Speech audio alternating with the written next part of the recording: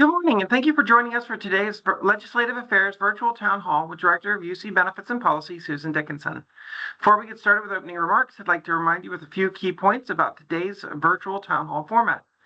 The purpose of the call is to provide educational and training information to assist you in providing responses to your offices regarding the UC program. If you have any questions about today's topics, please use the chat window in Teams. Include your name, the name of your legislative office, along with your question. For your use, we will provide a link to today's recording, and we will include any follow-up to any remaining issues that we did not have an opportunity to address this morning. Due to confidentiality issues, we ask that you do not speak or do not ask specific individual UC claims. Send them to us in an email. We'll provide more detailed response at a later date.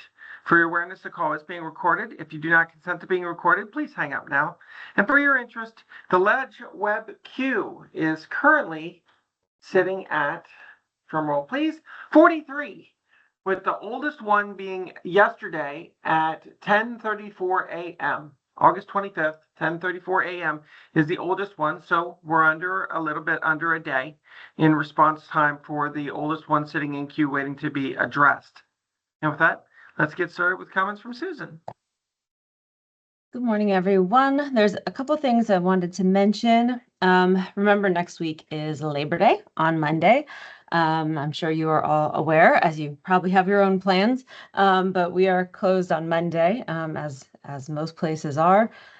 So our call centers are closed on Monday, and remember that kind of anytime we have a Monday holiday, it affects the rest of the week because everything is kind of bunched together. So we'll probably have a higher call volume on Tuesday. The good news is that it is a slow time of year in general, so it's not as bad as it is in like January. But keep that in mind. Since we're closed Monday, we'll have a little higher call volume Tuesday, and for the rest of the week. It's still better, when you're talking to people who want to get through to us, it's still better to tell them to call later in the week. Wednesday and later is always an easier time. Speaking of Wednesday and later, even though it's only Tuesday morning, like right now, our average wait time right now is 13 minutes. So it's really short. And so, yeah, this week's probably a little better than what next week will look like. But the good news is it's only 1 week. We don't have holidays every Monday. So the calls should be just busier, but it shouldn't be anything crazy. I just wanted to remind you about that.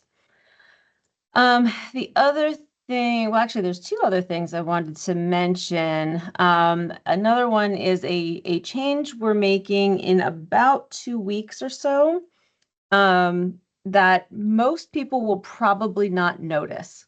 But I wanted to bring it to your attention anyway, for when you're helping people, in case any of these people fall in the small amount of people it affects. Since we went live several years ago, the system had changed to a weekly filing. We also had a change in our regulations that allowed us to do weekly filing. Those of you who have been around a long time may remember in the old system it was biweekly. And biweekly was by far like impossible. It messed so many people up because they would forget and then they'd be untimely, and it was hard for people to remember that every other week cadence that they had. We switched to weekly, and it's actually been nice. It's one of those things that I guess we kind of take for granted. We don't talk to nearly as many people these days as we used to when it comes to them not filing timely, because you can file every week, and generally people want their money every week, so they're going to file every week. So what we did when we changed to the new system and we could have people file every week, that's what we advertise. That's what's in all of our print materials. Any place you see us telling people to file, it says weekly. Behind the scenes, we left the system. We have an option in the system to like say how many weeks we want to allow people to file before they're late. We kind of just kept it at 2 quietly, thinking that it would be, easier then for people. They wouldn't have to call us if they do miss it. They will try to file. It'll take it. It'll be fine. Now that we've been live with the system for 4 years, we found that it seems to be actually causing more problems. Again, not a lot of people. It's only probably a couple thousand a week who end up getting both weeks offered to them. because they didn't file the previous week. And the reason that this is a problem is a lot of people don't want to file that first week. They were working or they were on vacation or something, and they don't want to file that first week. They only want to file the second week. But because we have the system allowing to, it actually it doesn't allow it, it forces it. There's no way for people to skip that first week. They have to file for both weeks, even though they don't want to. That has actually been more of a problem than anything. We did do a query, and we saw that out of the 80,000 people who file every week, most of them are filing every week, and it's only 1,500 or so that are trying to do two at once. So it's the overwhelming majority of people won't even notice when we change it down to 1 week instead of allowing for 2 weeks. The other thing happening there is we were thinking it was kind of going to work like our old system where you could just file for the week. If we left it open for 2 weeks, you could just file for 2 weeks. The new system, rightfully so, because it's doing it the way that the federal level wants us to do it, is if someone doesn't want to work that, or I'm sorry, they don't want to file that first week, they get to the end of it and they say, no, don't file this week for me. It then makes them reopen their claim to file for the second week, but now everything is untimely and it causes just a mess. As I mentioned, at a federal level, that's correct. If you don't file for a week, for whatever reason, you're supposed to reopen to get the next week. That is actually correct. It's annoying. None of us like it. And obviously the customers don't understand it at all, but it's correct. We're supposed to, anytime someone misses a week of unemployment, they have to reopen the next time they're filing. It's just the way it goes.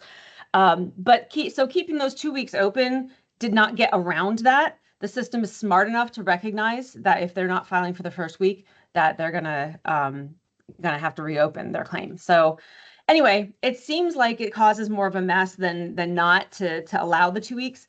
So we thought before the busy season, now that we're at the low point of the year, now would be a good time to make the change to 1 week and see what happens.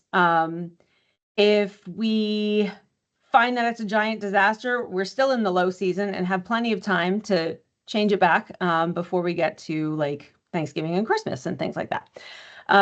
So what we're planning on doing, let me just pull up my calendar real quick. So we have landed on, we want this to be changed for when people file starting Sunday, September 14th. So when we're actually going to change it in our settings is Friday, September 12th. By the end of the week, Friday, Saturday, most people have filed anyway. Very few people will even encounter it. But before the end of the day, Friday the 12th, we'll make that change. And so that by the 14th, people should, be filing their week. And so those people, that very first week that we change this, those people that are trying to do 2 weeks, or again, half those people don't want to do 2 weeks. They want to do one. They don't want that first week, and it's causing them a problem. We may have some transition confusion, but it's the middle of September and the call volume, at that point, we're 2 weeks away from the holiday that we're just about to have. Call volume should be fine. We should have plenty of capacity to help people. Either, if they call, we'll help them get reset, file their claims, do whatever we need to do there. So I wanted to mention it, even though we don't think it's a big deal. We get worked up about these things, and we want to make sure. We were actually talking about, messaging and how we're going to tell everyone. And then we started looking at all our materials and realized all of our materials already tell people you have to file every week. So there's really nothing to change there. I believe we are going to put up something on the red banner so that people know. As a matter of fact, we were going to do that sooner rather than later so that they know before that week starts. So anyway, that is a very long story, just to explain to you how that goes, and the change that we're going to make, because this is actually the last time I'll get to talk to you before we make that change, because our next session I'll actually be away, so I at least won't have that session. I don't know if Kate will. So anyway, that is what's happening with us changing to single week filing, and we're really hoping that it will actually help more people than we're helping now, because it'll be less confusing. And if they want to miss a week, they can miss the week. People will still have the same confusion that they have now with the timing of claims. They still don't quite understand that they have to reopen during their first week of unemployment and then file the week after the week. I think we'll still have that, but it's not going to be directly related to the weekly filing. It'll be just because they don't understand the reopen timing. I think that won't go away. So anyway, that was all I wanted to share there. Oh, one last thing. I said I had two things for you. The other thing is when I was looking at our historical claims volumes and stuff, I realized I haven't shared those charts with you in a very long time. I know I've shared them in the very long past. What I'm talking about, and I'm putting them in the chat right now. We get charts every week of our initial claims and continued claims and how they compare to other years. Not every year is on there. Like you'll see the initial claims, like in the continued claims one, 2009 is the earliest year, and then it's select years in there. That's because it's too crazy when you have all the years. And if you put 2020 in there, it makes everything else flatline, so you can't have 2020 in there. Anyway, so it is just select years so that you can see the varying volumes of how claims have gone over the years. And it kind of shows you, if you look at like the initial claims chart, you'll see that we're the orange line. And you'll see that we're like pretty comparable to recent years. We're not having more claims. We're not having less claims. Right now we're pretty much like in a steady state. So anyway, I just had realized that I hadn't shared those in quite a long time, and I wanted to do so. So there we go. So that's my spiel. That was a lot of talking this morning. So Kate, back to you. All right, thank you very much. And that gave some time for a question to come in. Brenda from Senator Stefano's office. So if someone really does forget to file and needs to file 2 weeks before, will they need to contact the service center to be able to file for that week that they missed? Yes, if they have, if that time has run out, they had to file by starting Sunday. They have until Saturday. If they miss that window, they will have to get someone to help them with that. Now, right now, it is more of a manual help that our staff are doing. They're either filing the week with the person on the phone, or I know, and we've had some conversation about this, like if someone's offered, if they're approved for backdating, I thought that the system could offer the week for filing, but I'm not really sure.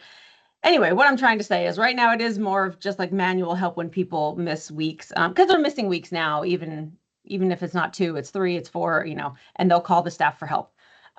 We did just look at some functionality this week that Pennsylvania doesn't have yet, but we wanted to see how it works, where we can actually make weeks like behind the scenes. It displays for us weeks for people to file, and we can check boxes and say, let the person file for these weeks, so that all we have to do is like get that set up and the person can go online and file them themselves. That's actually kind of how our old system, our legacy system used to work. We could, in our own internal lingo, we used to be able to make weeks offerable, and then the person could either, they could file on PAT for their weeks and do what they needed to do without us having to keep them on the phone and walk them through it and ask them every question, blah, blah, blah. I mean, we can still do that, but a lot of times the person just, want those weeks reset. We can reset them and then, let them go out on their own and file them at their own pace online. So we don't have that quite yet. We just saw how it works yesterday, so we're excited about that. So we are going to be asking for that feature. We were looking at it, I believe, because another state already uses that function. So we just have to request it and get it in our system. But in any case, if they do miss it, they can, get in touch with us, and we'll have to just help them file that old week in the meantime. Even if the system, I want to mention this, even if the system doesn't let them file it, it doesn't necessarily mean it's an issue. We always allow the 2 most recent weeks without an issue. So without backdating, without having to ask questions, why did you miss filing, blah, blah, blah. The last 2 weeks are always a non-issue with regard to like the law. So even if they miss that first week, filing, like we'll just file it for them. There's not going to be any like line of questioning or anything like that. We'll just help them with that. If it's older than that, then it is a legal question. It does fall under our backdating regulations. We do have to ask the questions and go through all that rigmarole. But if it's just the last 2 weeks, then we will help them file. Of course, if they are supposed to, if they missed one on purpose and they're supposed to reopen, we have to take them through that process as well. The good news is when you're on the phone with someone, they can hopefully kind of explain it to you. The concepts are like crazy, to someone who isn't familiar with the unemployment program and how it works. So we try to explain it to people as best as we can, but there are a lot of twists and turns when it comes to unemployment law at the federal and the state level. So when at least when we have people on the phone, we have a better chance of trying to explain it to them than if they're trying to do it online.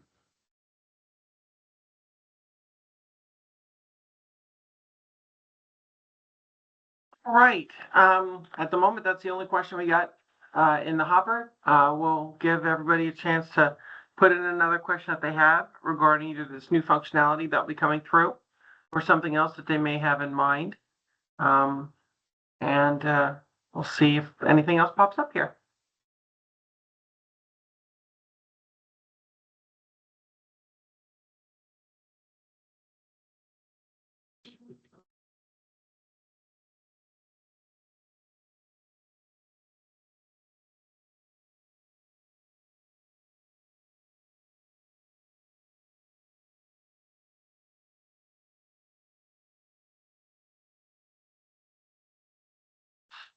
All right.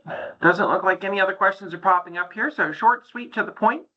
Susan, thank you very much for all the information you gave everybody this morning. I'm sure somebody will have an issue with this whenever it comes up. So it gives everybody an opportunity to have some frame of reference as to why they can't file every 2 weeks anymore. And they need to make sure that they keep up with their filing on a timely weekly schedule. We look forward to seeing you again in 4 weeks' time. We're going to check to see if there's any informational presentations we can put together for the 9th of September. The next time we should be having our bi-weekly meeting, and we will keep everybody appraised of that in the near future. And we hope you have a great week. And thank you again, Susan. Have a great day, guys. Thank you. See ya.